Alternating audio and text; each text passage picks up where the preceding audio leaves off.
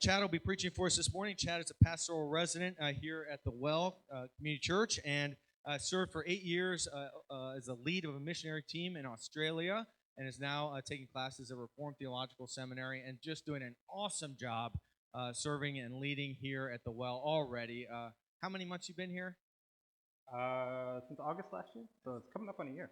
Ooh, almost a year. So just had a huge impact on the life of the church here, and my own personal life too, as he's been supporting me in the work of ministry. It's just been awesome. So let's clap it up for Chad as he preaches out of Exodus chapter 18. Good morning, everybody.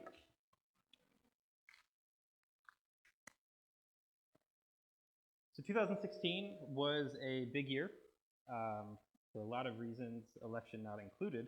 But part of that, one of the things that happened that year is the Chicago Cubs made the World Series for the first time since 1945.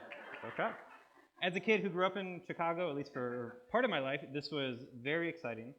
And as a Cubs fan, it was an exciting time for all Cubs fans and for Chicago. They hadn't made it to the World Series since 1945, and they hadn't won a World Series since 1908. So at the time, they had the longest streak of kind of from when they last won a championship to now. But they made it to the World Series in 2016 against Cleveland, who ironically had the second longest kind of winless streak during that time. So it's kind of a battle of historic losers, but fun team. The Cubs, they had a great season, really young, talented team.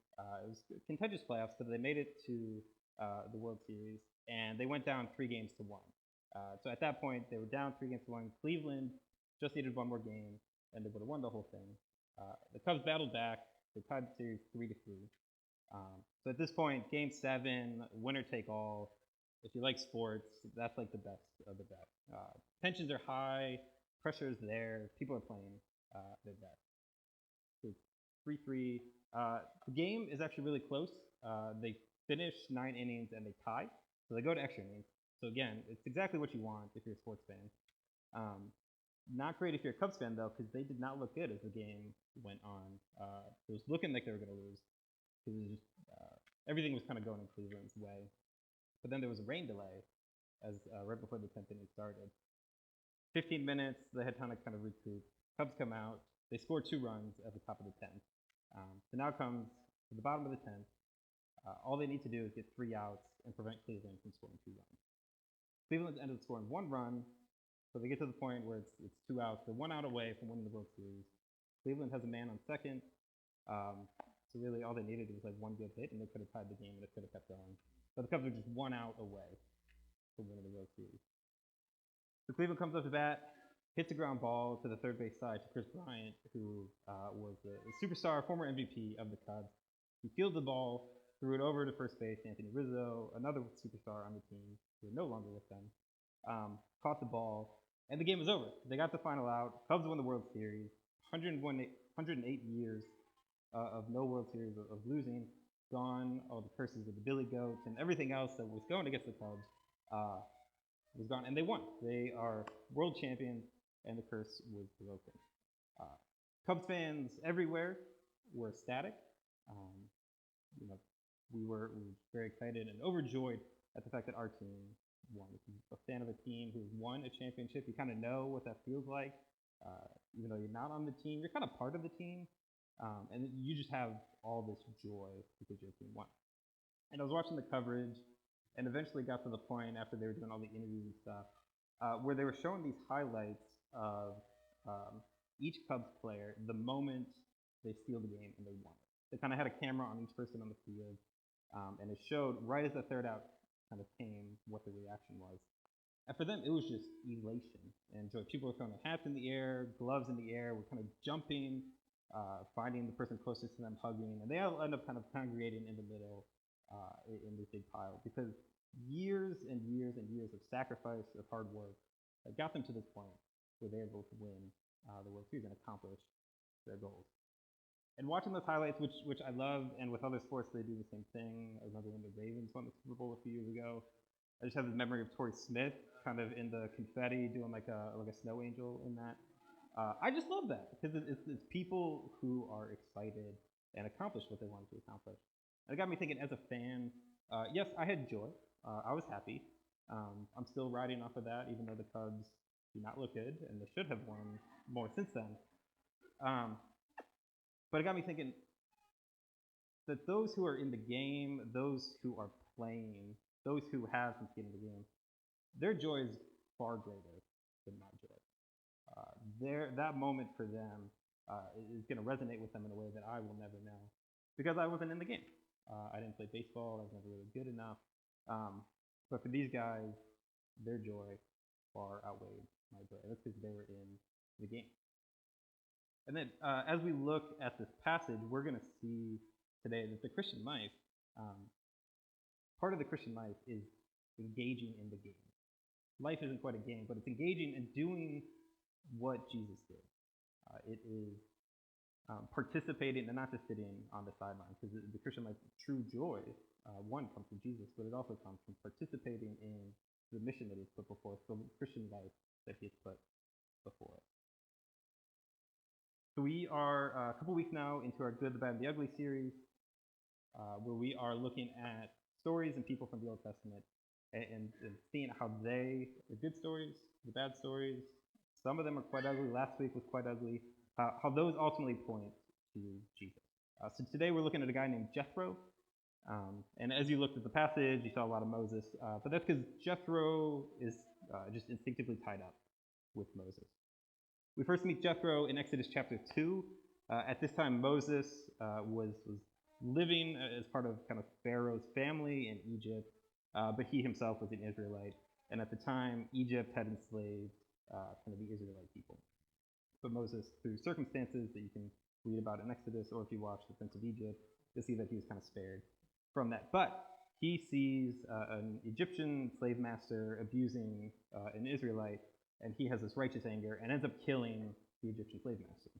He hides the body, thinks he's all right, but it comes to light, so Moses has to flee to the desert to save his own life. When he flees, he comes to a land called Midian, where he comes to a well. And at the well, there's these 7 women who are tending to sheep. And while they're there, some other shepherds come, start harassing these women. Moses, being the hero that he is, stands up for them and kind of casts these shepherds off and protects these women. These women are Jethro's daughters. So through all of that, Moses meets Jethro. Jethro is pleased by Moses, is really grateful for what he has done, and invites Moses into his family. Moses ends up marrying one of Jethro's daughters. He oversees Jethro's flocks, and it's just part of Jethro's family. So as we read through Exodus 18, over and over again, you see just Jethro referred to as Moses' father-in-law. Later on in the first half of Exodus 18, we don't really hear from Jethro for a while. Moses goes to Egypt. God uses him to free his people. We have the story of the plagues and the Red Sea and all of that. Once they get to a point of safety, Jethro hears what happened and goes out to meet Moses. So the first half of this chapter is Moses just recounting what God has done and Jethro praising God because of the way that he saved his people. So the story, the relationship that we see from Jethro and Moses is a healthy one. Jethro is willing to entrust Moses with his daughter, with his flocks. He supported Moses' mission. When Moses said, God has called me to go to Egypt to free my people, Jethro blessed him as he went. While Moses was doing that, Jethro took care of Moses' family. So Jethro rejoices in Moses' successes, ultimately acknowledges Moses as God. So the glimpses that we have paint a picture of a relationship of intimacy, trust, and camaraderie between the two, which is important because the passage that we're looking at today is Jethro giving advice to Moses. So it's advice in the midst of trust, in camaraderie, in friendship. So that's where we get to Exodus 18. I'll kind of recount some of that. Moses is standing all day before the people, kind of judging them in the sense of the people would come before Moses with disputes that they had, with conflicts that they had. And with a group of people, there's going to be plenty of disputes, there's going to be plenty of conflict, people are messy. And Moses was the one who dealt with all that, who received all of that. Jethro asked Moses, why are you doing what you're doing? And Moses says in verses 15 and 16, that they have a dispute, they come to me, and I decide between one person and another, and I make them know the statutes of God and his laws. So Exodus 18 occurs before the story of the Ten Commandments, before kind of the law of Israel was ratified. So it was up to Moses for the people to know what it meant to follow God, what God wanted, what his decrees were. So he was responsible for receiving all these disputes and then letting them know God's judgment on that. Jethro responds, what you're doing is not good. You need to delegate. You're going to burn yourself out. Appoint, empower able men to do what you're doing, so that way it frees you up to handle some weightier cases. Yeah, you and the people will certainly wear yourself out, for this thing is too heavy for you. You are not able to do it alone. Moses is just a man, a faithful man, but just a man, and Jethro rightfully saw that Moses needed support. The 3 points that I want to point out from Moses, from this passage that Jethro points out as well, is that when Jethro says what you're doing is not good, he's saying not that the work that Moses is doing isn't good, but the way he's going about it. Because Moses was doing good work. He was doing important work. Moses was making known the law of God to his people. And I know for a lot of us, as we kind of think about the law, we think about things that we should do or shouldn't do. It kind of feels judgmental or authoritative. But God's law is more of a marker that people belong to him. That those who follow God's law, those who keep God's law, those who follow his commands and his decrees, stand apart from the rest of the world as God's people. So again, it's not just doing things or not doing things, but it's living in a way that reflects that these people are chosen by God, that they are loved by God, that they are in relationship with him. So Moses was responsible for helping the people know what does it mean to live out their identity as God's children. So it was good work, important work, and without what Moses is doing, the people wouldn't be able to live fully if God has created them to be. However, the second thing is that the work was too much for Moses to do alone. I mean, could you imagine the weight that Moses was carrying through this all? That if he was the one, kind of the mediator between God and his people, that everything kind of was flowing through him, and the people would bring their disputes and it would flow back through him up to God. Just the weight that would carry on him, the burdens that would bring, the pressures and the worries and just fears that come with that. It was too much for Moses to do. God accomplished a lot through Moses up to this point, but Jethro rightly saw, eventually you're going to wear yourself out, you're going to hurt yourself, and you're going to hurt other people as well. So Jethro rightly sees that the solution is not for Moses to stop doing what he's doing, but it's to empower others to serve and to do what he does. So he commands Moses to appoint able men who fear God, men who refuse a bribe, just good quality men who love God. And he says, appoint these men, empower these men, teach these men what God's decrees are, and then put them in place over groups of people, and they will hear these small disputes, they'll settle it, and then any big things can come to you, Moses. But could you also imagine being these men, too? That they have lived through and kind of seen what God has done through Moses. They were there in Egypt when the plagues came. They were there walking through the Red Sea when the waters were parted, and they're kind of walking through this just miraculous thing that God was doing through Moses. They were there when the manna started coming from heaven and they had food to eat. They were there when the water came from the ground. They were there just a chapter before when the Israelites defeated the Amalekites and were able to kind of proceed forward. I mean, could you imagine them being like, who am I to do what Moses is doing? Moses, he's the guy. He's the guy. He clearly is special. He has some sort of special connection to God that I don't have. How can I do what he is doing? I just imagine there'd be a lot of feelings of inadequacy, of anxiety, of imposter syndrome, all of these things. And yet, Moses still appoints these men over others. That he still sees that these men are able and capable to do what Moses was doing. And from what we can tell in the passage, it seemed to go well. Moses appoints these men, he oversees these men handle these cases, and things seem to go well. Moses is freed of some of that burden. And we see kind of the authority and the power and the knowledge of God also distribute throughout the whole community. So Moses is serving as kind of a mediator between God and the people. And now for us, we see that we don't necessarily need Moses anymore. But because of what Jesus has done, Jesus is serving now as that mediator for us. So that just as Moses was doing good work, we see that Jesus has completed the good work. That Jesus, through coming, through living, through dying, through resurrecting, no longer do we need to kind of go to one person to know what God has commanded us to do. No longer do we rely on other people for us to have a relationship with God. But it's ultimately through Jesus that he came and he completed it once and for all.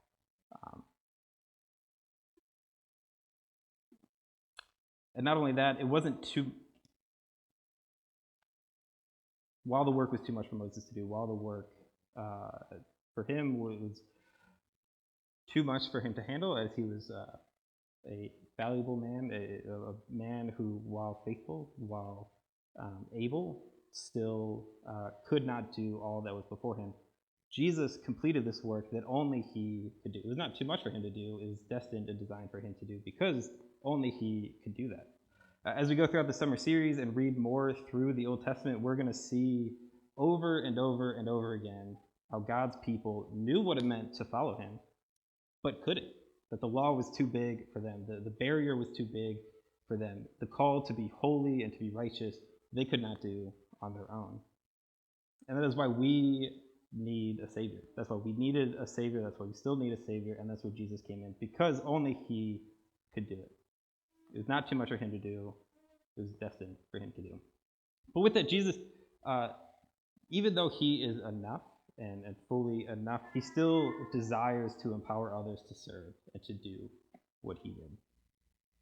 So Moses needed other men to do what he did, to kind of free him up. Moses was kind of a necessity for him. But for Jesus, he doesn't need us, yet he still desires and chooses each one of us to do what he did, to serve in the way that he did. John 17:18, it takes place, it's towards the end of Jesus' life. He is gathered with his disciples in the upper room, and he's praying over them. These couple of chapters are just really beautiful. There's a lot of great theology in that, and it also just shows Jesus' heart for his people, for his disciples, for us as well. In John 17:18, Jesus is praying to God on behalf of his disciples, and he says, "Just as you have sent me, so I send them." That Jesus knows what he's about to do. He knows that he's about to die and complete the work that is before him, to unite people to God, to make a way for that. And yet he knows this work is about to be complete, but I am still sending out my disciples to do what I have done. And then that continues on. Those disciples are making other disciples who go out and do the same thing. We see that in Matthew 28, where Jesus tells his disciples to go and to make other disciples. Paul in 2 Timothy tells Timothy that what I've entrusted to you, entrust to faithful men, who then will entrust to other people as well. That Jesus desires to empower others to serve, and that continues on to you and me today. That's not just saved for his disciples, but all of us today who call ourselves disciples of Jesus. Jesus desires to use us as well. So that gets to us. That Jesus desires to use us, that if he desires for us to do what he has done, he has empowered us for good works. We often think about, or I often think about, I don't know about you guys, but I often think of people like Moses when I read their stories in the Bible, that they're just superhuman in some ways, that they have these special powers or things like that, that like, okay, obviously they're doing what they're doing, God's using them because they're distinct and because they're special. But as we read the Bible, we see no, oftentimes these people are just faithful men who love God and who are following him and who are being empowered by him. So for us as well, as Jesus desires for us to do what he has done, he then empowers us to serve as his ambassadors in the good work. So 2 Corinthians 5:20-21 says, let me turn to it. This is Paul writing. He says, "Therefore we are ambassadors for Christ, God making his appeal through us. We implore you on behalf of Christ, be reconciled to God. For our sake he made him to be sin who knew no sin, so that in him we might become the righteousness of God. So what we see here is that Jesus, who commends us, also sends us to do his good work. So verse 21, Jesus who knew no sin, became sin, so that we might become the righteousness of God. That he has commended us, that he has approved of us, he has made us righteous, he has made us a way to know God and to be in relationship with him, to be made right before God's presence. That is something that we could not do on our own, yet through Jesus he commends us, and now we can know him. But with that commendation comes ascending. That when he commends us, he also sends us out to go and to be his ambassadors. So verse 20, we are ambassadors for Christ. And ambassadors, I'm sure there's probably some people in this room who work with ambassadors, have encountered with ambassadors. Ambassadors are empowered with the ability to make decisions on the person who sent them. They're empowered with the ones to bring the information of the one who sent them to the place that they are going. So we as believers are made ambassadors in Christ, meaning that we speak on behalf of him, that he empowers us to serve him, to love him, and to make others know who he is, speak on behalf of him. And that is not something that we can do on our own. It's only through the fact that he empowers us and commends us to do that. And sometimes the work is too much for us to do. Oftentimes the work is too much for us to do. But the good thing is that we are working with him in this, that we do the work in partnership with Jesus and with others as well.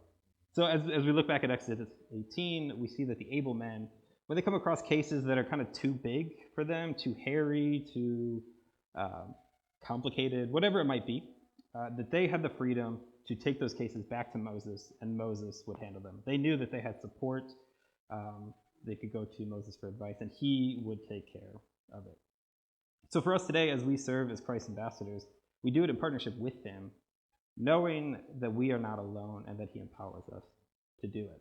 That when we don't know what to do, when we get confused, when we feel overwhelmed, we have the freedom to immediately go to him through prayer and seek his support, seek his grace, his mercy, and in a lot of ways to entrust the situation over to him and trust that he is going to handle it.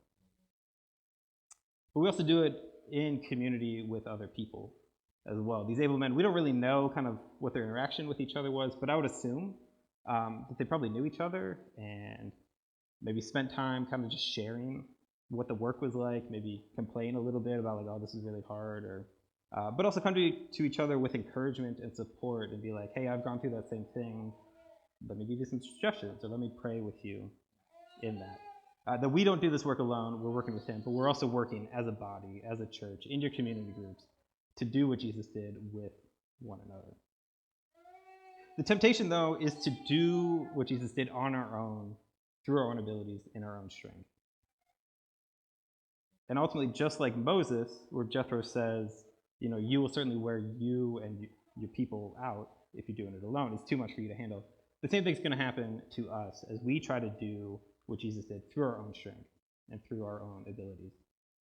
So church, where are you wearing yourself out? Where are you trying to do it alone? Where are you taking on the burdens that Jesus has called you to do and trying to do Jesus' work without him, without his empowerment, without his strength? Or where are you turning to him too late, where you're already kind of burnt out, where you're already tired, when you could have turned to him sooner? It's a strong temptation to try to do the Christian life alone, to try to serve him in a way by yourself. It can feel overwhelming, and at least the negative consequences. For me, I had a kind of a firsthand experience at this. Like Matt said, I did campus ministry for 8 years in Australia. And one of the years I was leading what we called a summer project. It was an end-of-the-year mission trip.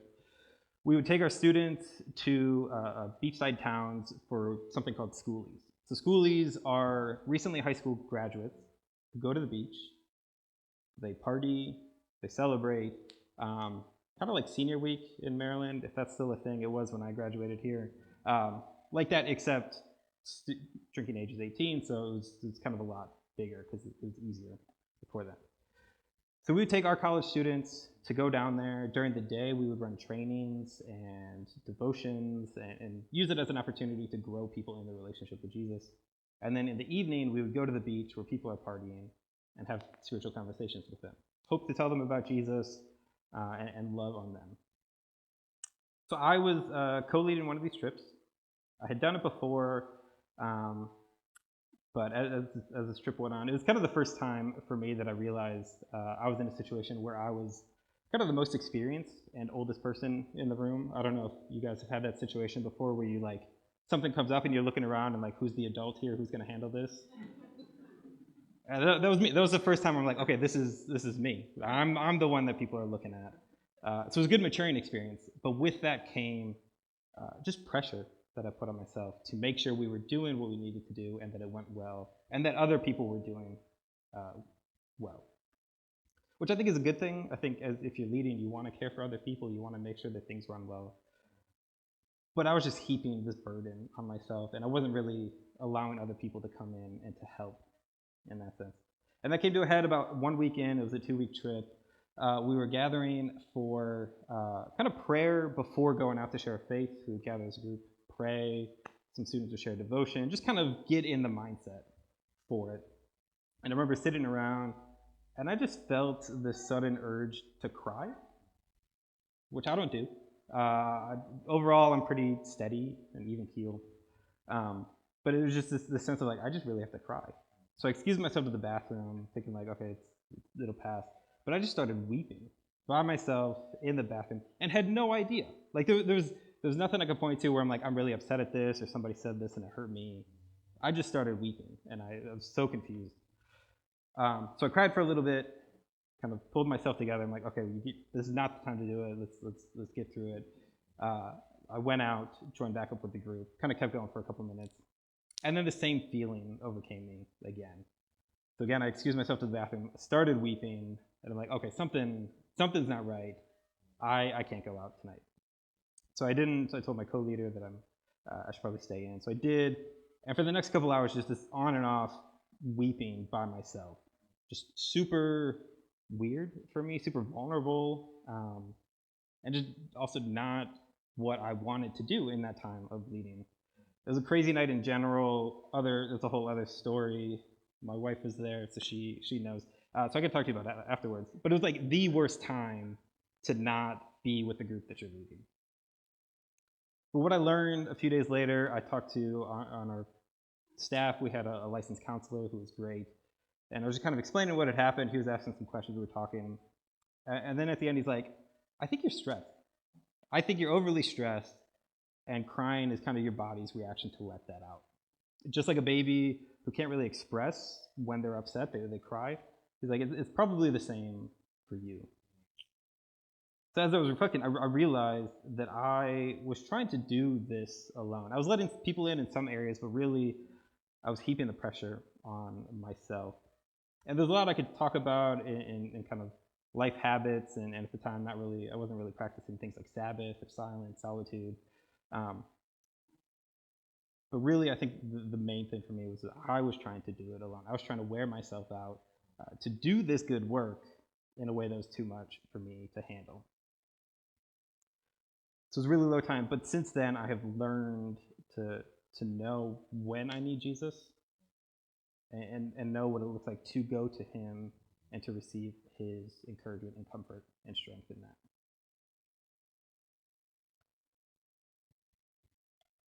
So just as Jesus desires to use other people in the work that he's doing, to do what he did, he then calls us to make disciples, to invite other people in to that same work. That Moses empowered these able men to do what he did. Jesus empowers us to do what he did, and then Jesus uses us to make disciples to do what he did as well.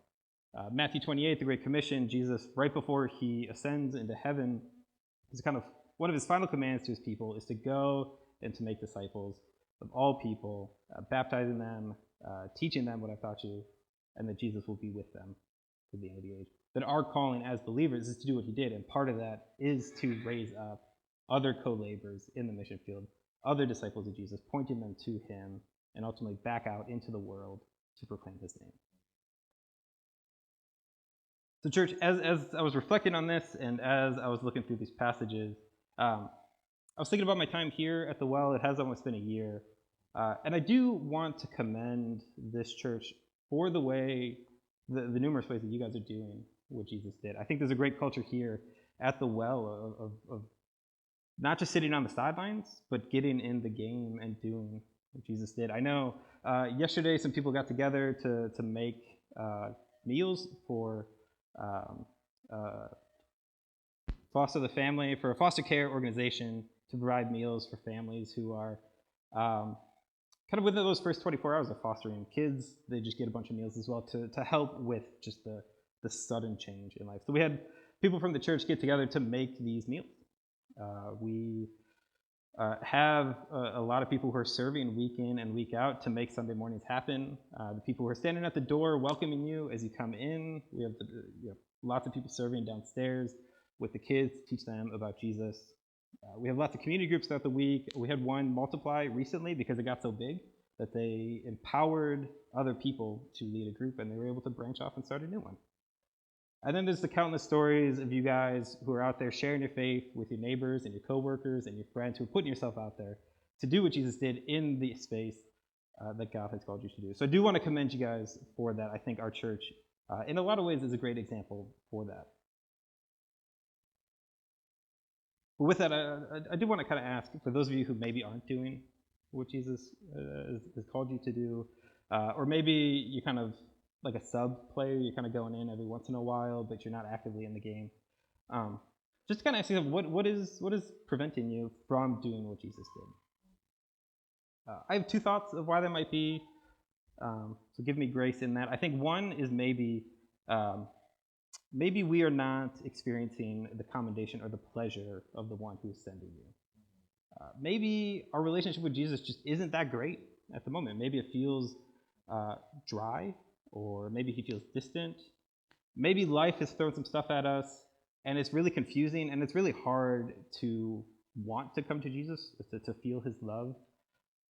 And with that, I would encourage you, turn to Jesus in that he loves you and he receives you with grace, but also turn to one another and seek the support of one another in that. Encourage one another, support one another, walk through whatever life is thrown at you with one another, and kind of bring back to Jesus. The second thing that I think maybe prevents us from doing what Jesus did is that we are fearful of what people might say when we bring the word into life situations. I know that's especially prominent in an area like this in Silver Spring and Montgomery County, where being a Christian really gets you no benefits. If anything, people are kind of weary of you and have these preconceived notions of who you are and what you believe and what you care about. So fear, man, is very tempting to hold you back from really living out the way that God has called you to live. And in that sense, I would also say, boldly proclaim Jesus, because he is with you and he empowers you in that. And because you are his ambassadors. So no matter what other people say about you, no matter what rejection we face, we know that we are still loved by God, that we still belong to him, that we are still his children, and we are his ambassadors. But also, when rejection comes, when fear comes, it's not to minimize that, because that is very real. Rejection hurts. But in those situations, we could also go back to our Savior for love and for comfort, because he receives us with grace. So church, we have been given the responsibility, the pleasure, the task to do what Jesus did, to make known who he is in the communities that we're in, to love people, to serve people, to care for the outcast, the oppressed.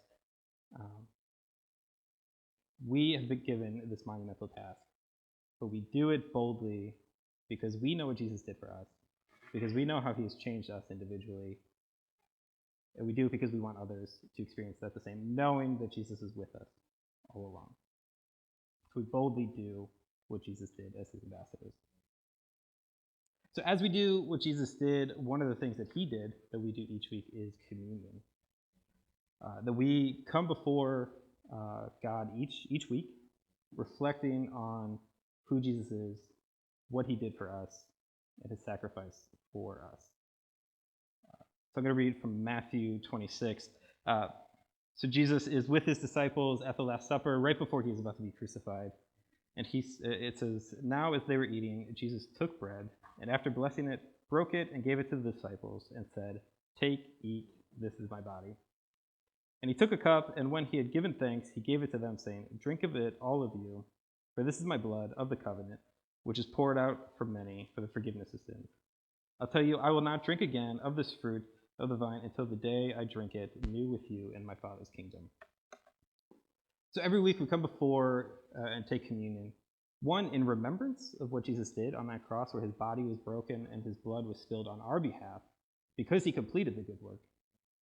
And we take it in thankfulness to him. We take it in humility for the gift that he has offered us. And we take it to be united with him. So as we take the body, as we take the juice, I just want to encourage you, take a moment. Reflect on what Jesus has done for you. Reflect on the ways that he has called you out to do what he has done. And come humbly before him in remembrance of him.